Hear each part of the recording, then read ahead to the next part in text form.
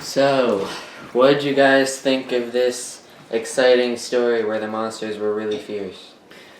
I found them very less than fierce. Doctor Who, the sensorites, and although they look really, really cool on the cover, when you see them in fine form, or less in fine form, I found them more looking like Teletubbies than anything fierce or scary.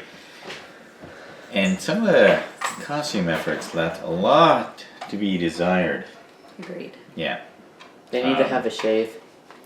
Need to have a shave and maybe some form-fitting underwear.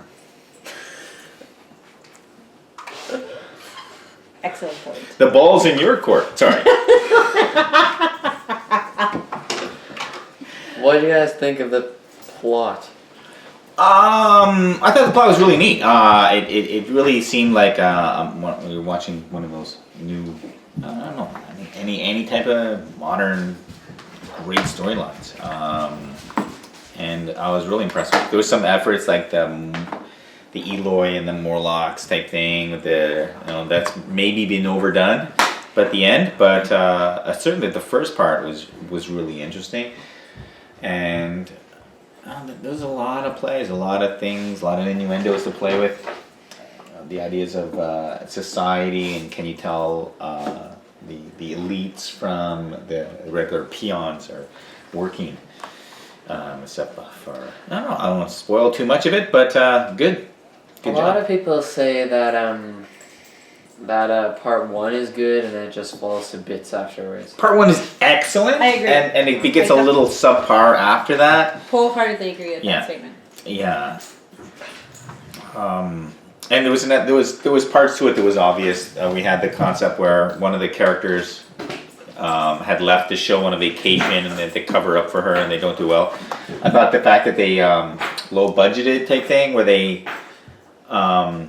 it was like more of a play, so they're stuttering and making mistakes with their lines, and that showed up as opposed to a polished actor who can just spin and take up with it. They seem to be a little amateuristic in some of their efforts in this one. Yeah. Stuttering is okay, but repeating a line, if you get caught on it, I think you should just roll with it instead of, I was supposed to say this, so we're repeating what you sang. Yeah, because these on Monday through Friday, on Monday through Thursday, they would just rehearse this and like a play, and then finally on Friday, they would actually film it, and whatever they had would just go. So if one guy stuttered with a line, then the other people would just have to help cover for it, because what they made is what they would get. And then on Saturday they would air the episode, and on Sunday they get the day off, and then Monday they start filming the episode for that week. Sure. That's neat. So this good episode. Like you said, I think the first one was great, and the rest ones kind of petered off, and at the end was okay again. A lot of people also could have made a two-parter. Make it a two-parter, we've been a good show. Yep. A lot of people argue that on parts 1 through 5, it was all about the sensorites and how there's sashes and all that, and then all of a sudden episode 6 they completely dropped that plot line, and then all of a sudden they're go back to it again. Yeah, they just completely stop about that. Yeah, it was choppy and not as polished, and it could be tough. Oh, we have a cat! Yeah, the giant monsters attacking the screen. So we'll wrap it up, give it a vote. Actually, I just want to mention that the person who wrote this, called Peter R. Newman, there's an extra on here called Looking for Peter. Hang on. There it is right there. Okay. And basically it was about this guy who pretty much did a whole bunch of research, and he only found 3 things about him. Was that he wrote this story, and that he died sometime in the 60s, and he died sometime in the 70s. So then it's all about this half hour of him just trying to get more information and to find out when did he die. Yeah, he kind of disappear without more information on them. Making such great little classics. There you go. I think the sensorites should have been way cooler if they looked like that thing. But I found they looked like really, really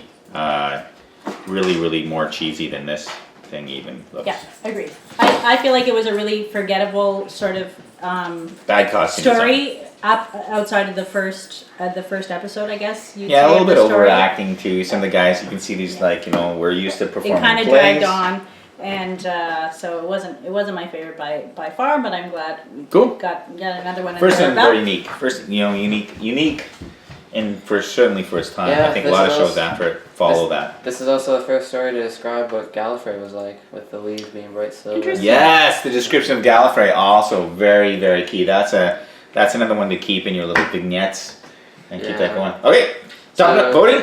Yeah, what would you rate it out of 10? Oh, if I'm going What is with the that? 7. I like that Eloy Morlock's my favorite That's storyline. I like the Eloy Morlock thing. I maybe rated a 5, so 4.75. Alright, we'll top it up. Yeah.